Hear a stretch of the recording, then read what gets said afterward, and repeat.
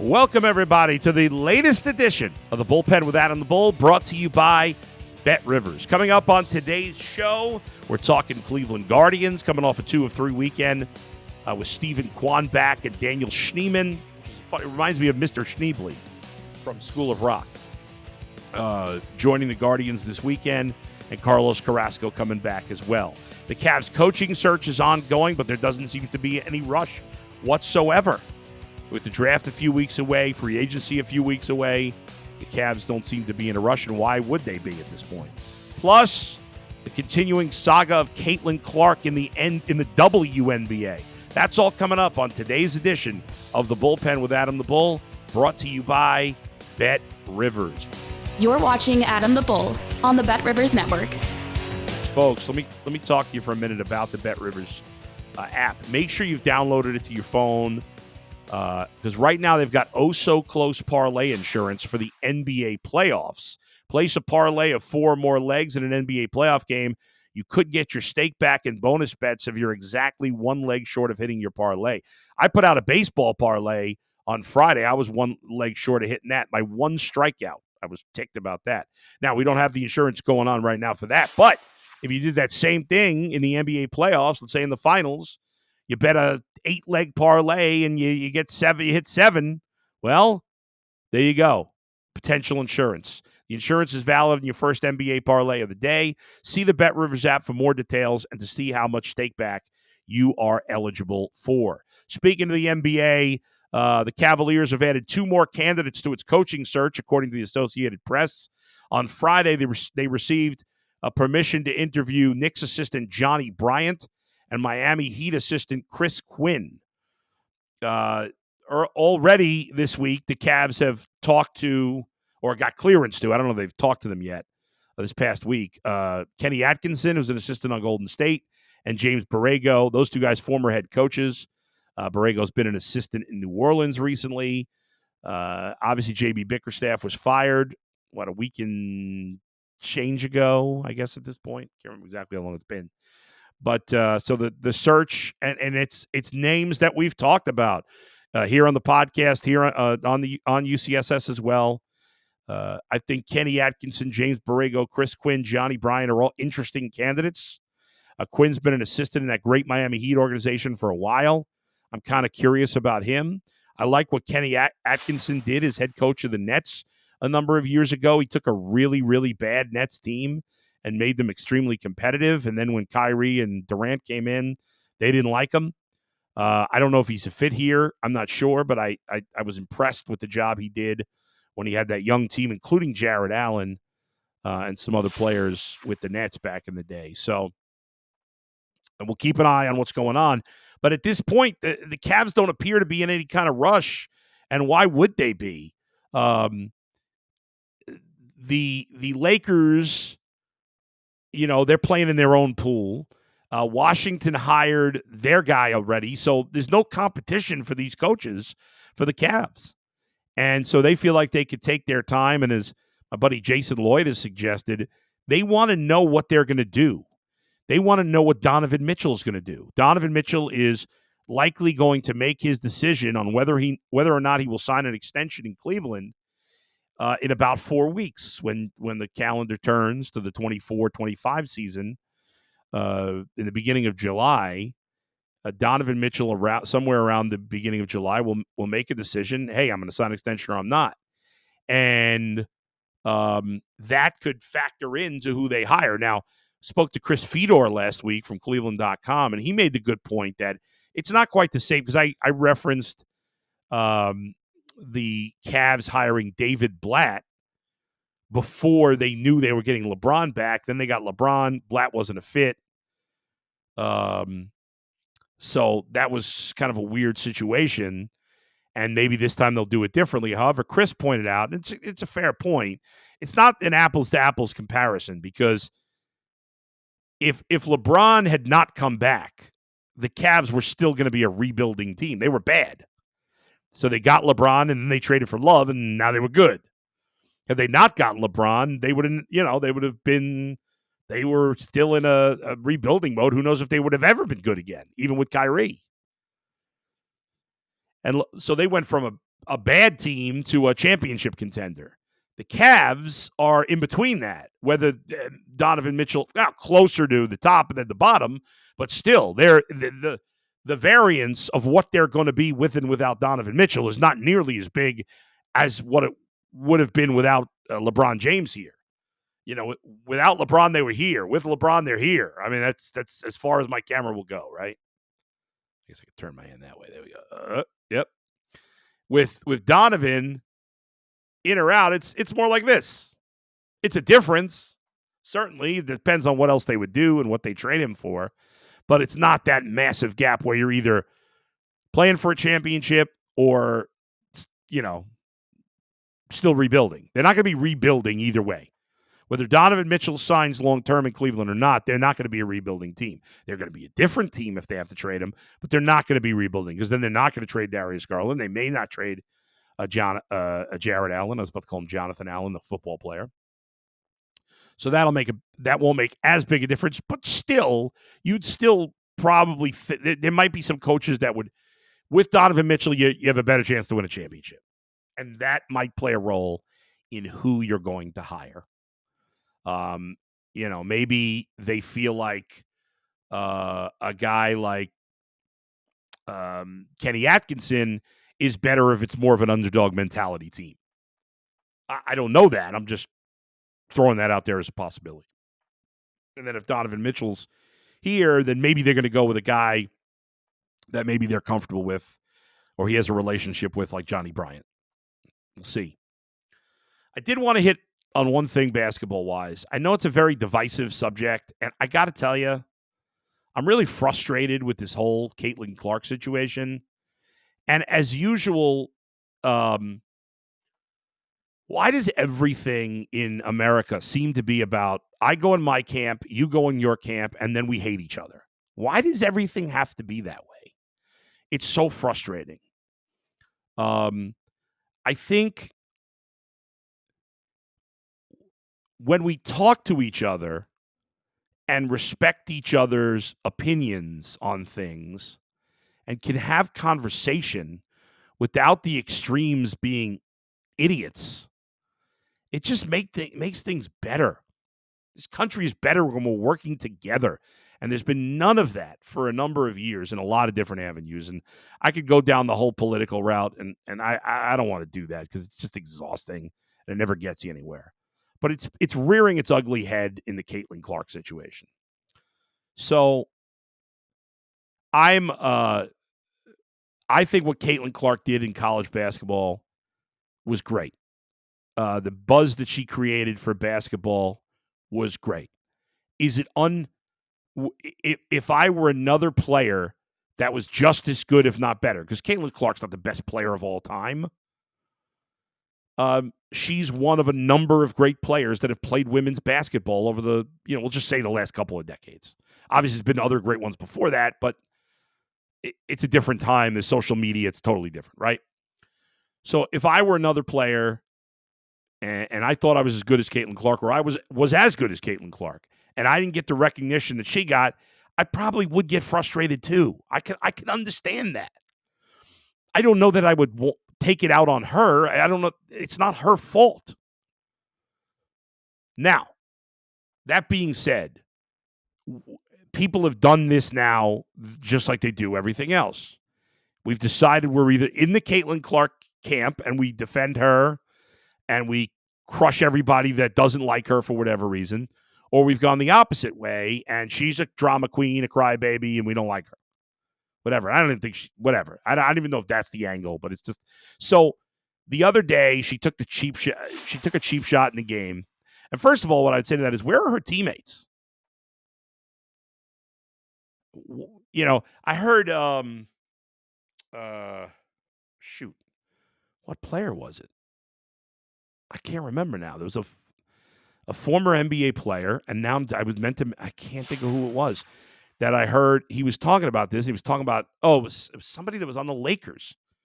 Darn it, I can't think of it. Anyway, there was a former Laker player. Oh, it was I can see his face now, and I can't think of his name. Anyway, he was like, "What are her teammates doing? What When Kobe brought, if anybody did something dirty to Kobe, we had his back. You got to have your teammates back. I mean, it's that simple. What was that, Monzo? No, it wasn't Nick Van Exel. Maybe he said something too, but it wasn't him. I could picture his face, and I can't think of his name. But it doesn't matter. The point is, he said, you got to defend your teammates, and that's it. So I tweeted that that was a cheap shot on Caitlin Clark, and that the woman whose name I don't even know, honestly, who knocked her to the ground like that, as not a basketball play, should be suspended. So first, I got a couple of responses. Not many. And Twitter's not real life. Remember that. Sometimes we think Twitter's real life. And then the one group of idiots started saying, I got a couple of people saying, you're racist. You wouldn't say that if she were black. And I'm thinking to myself, like, normally when I get something like that, or if somebody says something to me insulting, or says something racist to me, or makes an anti-Semitic comment, normally I just ignore it, because what's the point? Fighting with some anonymous loser on Twitter. But every once in a while I respond, and this person was basically alluding to me being racist, which anybody that knows me knows that's patently absurd. Okay? So I responded, and I said, I will not allow you to do this to me. I will not accept that response. I'm not going to ignore it. I have prided myself in 25 years in this business that I call everything like I see it. And if I criticize a player, I don't care what race the player is, what religion the player is, what sexual orientation the player is, what nationality the player is. I don't care. If you do something that I think is wrong, I'm going to say it. I don't care. I don't care. If you do something I like, I'm going to say it. I don't care. I judge people by what they do, what they say, their acts. I don't care. Obviously, there's racism out there. Obviously, and I'll get to that too. So I was pissed off that there was, and again, it was like 4 people that gave me stupid comments when I defended Caitlin Clark for taking a cheap shot. One person pointed out, well, where were you when somebody else? And I'm like, well, I didn't see that. If I would have saw it, then I would have commented on that too and said the exact same thing, because that's who I am. I know that. Who are you? Okay? So I defended myself because it was outrageous what the person said. And then I get the other half of the idiots. The other idiots are the ones, this one guy then defends me by saying something racist. And I'm like, you loser. Don't defend me with your idiotic racist tweets.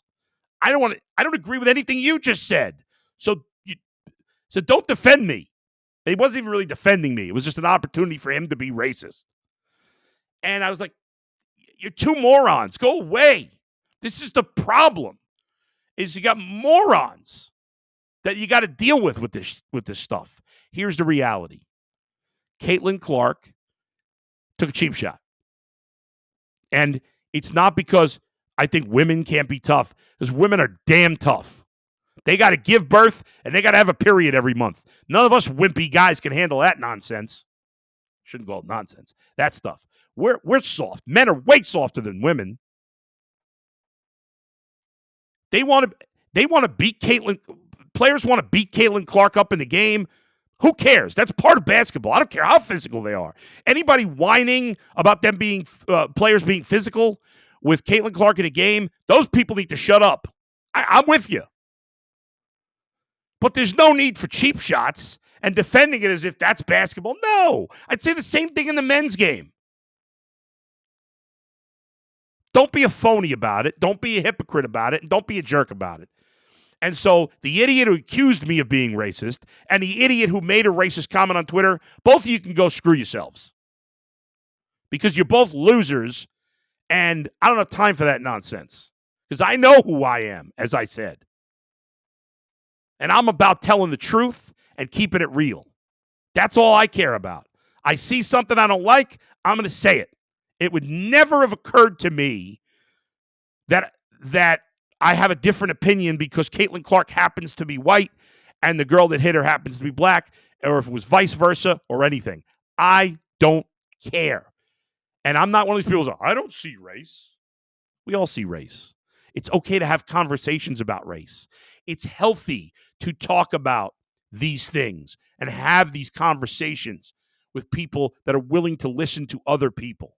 So I'm not some phony dope who says he doesn't see race. Oh, I don't see race. I do not allow it to play a role in my decision making. I don't judge people by their race. We see race. We know when people have different religions if they talk about it. We know people have different sexual orientations when they talk about it. And I'm good with everybody. And I don't judge anybody because of their race, their religion, their sexual orientation, how religious they may be, what country they're from. I judge them in my personal life based on, are you nice to me? If you're nice to me, I'm nice to you. I don't care. I don't care about any of that stuff. You want to live your life? You want to go to church every day of your life? That's not my thing. That's fine. You're gay, you're trans, you're straight, you're black, you're white, you're Jewish, you're Christian, you're Muslim. It's all good. I judge the person by the person, not by the labels on them. Live and let live. If you do something that makes you happy, as long as it's not doing anything, it's got to be consenting adults. You know what I'm saying? Then then it's all good. I don't care. But don't be an idiot calling me a racist because I'm saying Caitlin Clark took a cheap shot when you know damn well she took a cheap shot. And don't be an idiot on the other side making racist comments to defend Caitlin Clark either, because you're an ignorant fool too. All right, let me get some water.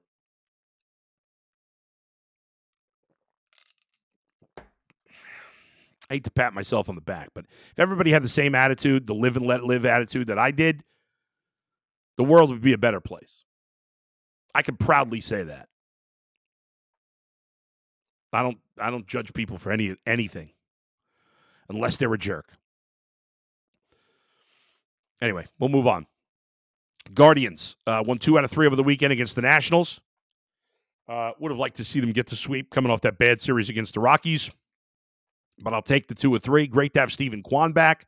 Went 3 for 4 Friday night in his first game in a month. Not a surprise. Hitting over 360 right now and 1 for 4 yesterday after a day off Saturday.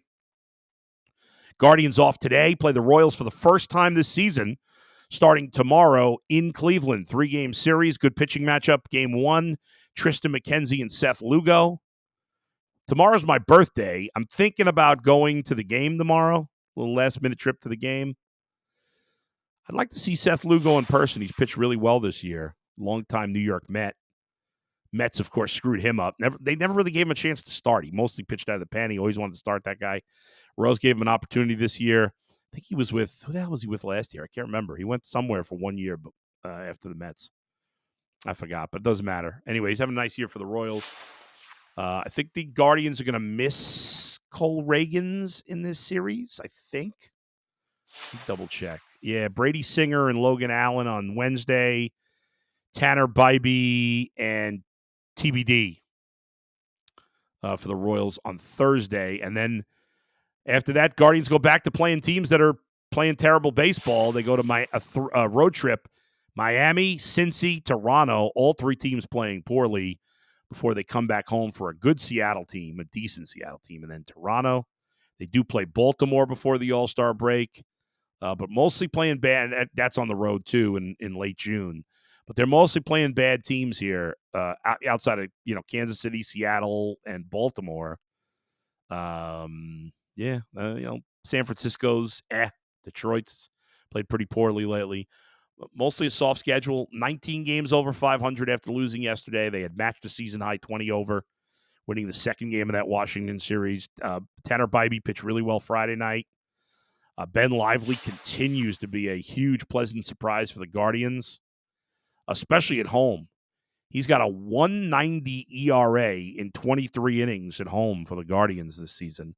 Overall, on the season, Ben Lively has a 2.84 ERA. With how many starts he made? 9. Last year made 19 appearances, 12 starts for Cincinnati, and had a 5.38 ERA. In 2018, he made 5 starts for Philly, he had a 6.85 ERA. And in 2017, he had 15 starts for Philly and had a 4.26 ERA. So by far his best season. He did have a 1.35 ERA in 2018 with the Royals, but he only pitched a 6 2/3 innings out of the pen. That was it. So career year at this point at age 32. Don't see it very often, but he's done a great job, and hopefully the Guardians will continue to roll after the day off and take this series against Kansas City. The Guardians have a chance to open up a big gap in the division. They lead Kansas City by 4 heading into action today, and Minnesota by 6. So if they take care of business, if they swept the Royals, they'd be up at least 6 on Minnesota and 7 on Kansas City. Who's Minnesota playing? Minnesota's playing the Yankees, so they're going to lose. The Yankees own the Twins. The Twins just cannot beat the Yankees. It's crazy. Yankees swept them in Minnesota back in the middle of May, and now this series is in the Bronx starting tomorrow. So you'd expect the Yankees to have. The Yankees are having a really good year, and they're